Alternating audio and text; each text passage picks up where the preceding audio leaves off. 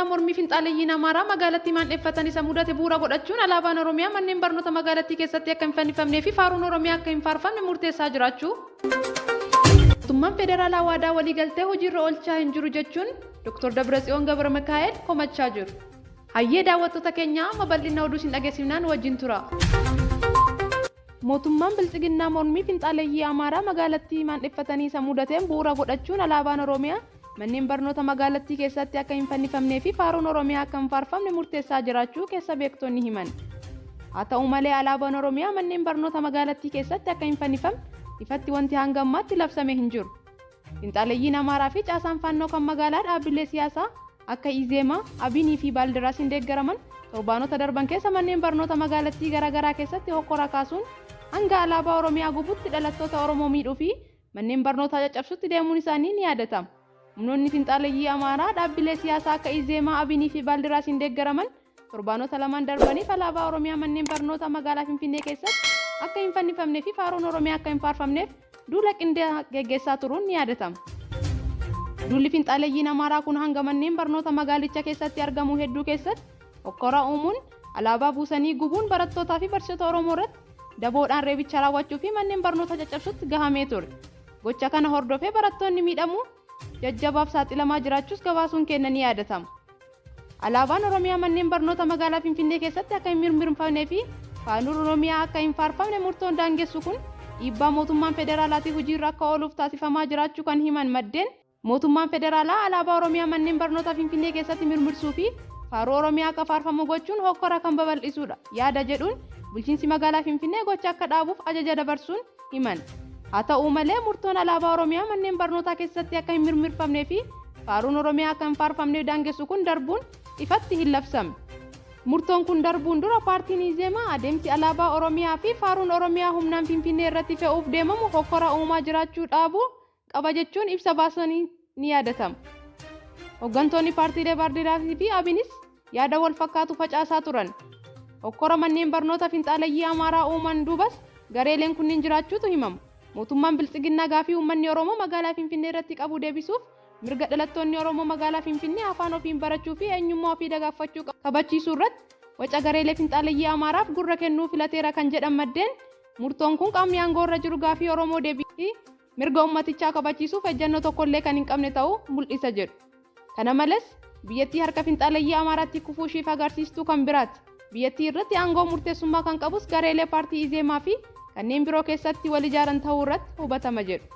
Dhimmicha irratti torbee darbe qaamolee hawaasa garaagaraa waliin mariisisaa kan turan kantiibaan magaalaa Finfinnee Aadde Adaanech Abeebee alaabaa fi faaruun Oromiyaa manneen barnoota magaalaa Finfinnee keessatti kan eegalchiifneef sirna barnoota afaan Oromiyaa irraa waan erginfanneef deebii jedhu kennaa turan. Deebii dhumtu kunuu ejjennoo bulchiinsi magaalichaa dhimmicha irratti qabu laafaa ta'uu kan akeekuudha. Finfinneen handhuura Oromiyaa teessoo mootummaa naannichaati. Alaabaa naannichaa mirmirsuu fi faaruu Oromiyaa faarsuun mirga Oromiyaa magaalattii irratti qabaachuuf qabuudha jedhu namoonni dhimmicha irratti dubbise. Adeemsi haaraa waca garee finxaaleeyyiin alaabaa Oromiyaa manneen barnoota magaalattii keessatti akka hin mirmirfamnee fi faaruu Oromiyaa akka hin faarfamne daangessuuf deemamaa jiru kun boru ammoo mirga afaan ofiitiin barachuu dhalattoonni Oromoo magaalicha gaafii baroota dheeraaf booda argatan daangessitu ceehuu mala jechuun adeemsicha balaaleffataniiru. Mootummaan federaalaa waadaa waliigaltee hojiirra oolchaa hin jiru jechuun Dabratsiyoon Gabramikaa'el dubbatu. Mootummaa fi uummanni Tigraay sanada waliigaltee nagaa hojiirra oolchuudhaaf onnee irraa fudhatanii hojichi hiikaa jiraatanis mootummaan federaalaa waadaa waliigaltichaa hojii agarsiisaa hin jiru jechuun dursaa adda bilisa baasaa uummata Tigraay Dabratsiyoon Gabramikaa'el dubbatan. Dabratsiyoon Gabramikaa'el koraarifachiisaa mana maree jaaffaa waggaa sadaffaa Tigraay irratti wayita gabaasa dhiyeessan kanatti dubbatan jechuun TPLF fuula feesbuukii isaa irratti barreesseera. Mootummaan federaalaa garuu waliigaltee nagaa mallattee hojiirra oolchuudhaaf hojjechaa akka jiru himeera. Sadarkaa raawwii sanada waliigalticha hojii irratti hiikuu irratti kan ji'a tokko ilaalchisuun gabaasa mana maree Tigraayiif dhiyeessan erga waliigaltee nagaa mallattaa'es uummanni fi mootummaan Tigraay gaafiiwwan waliigaltee nagaa hunda raawwachaa jiru jechuun Dabratsiyoon dubbatan.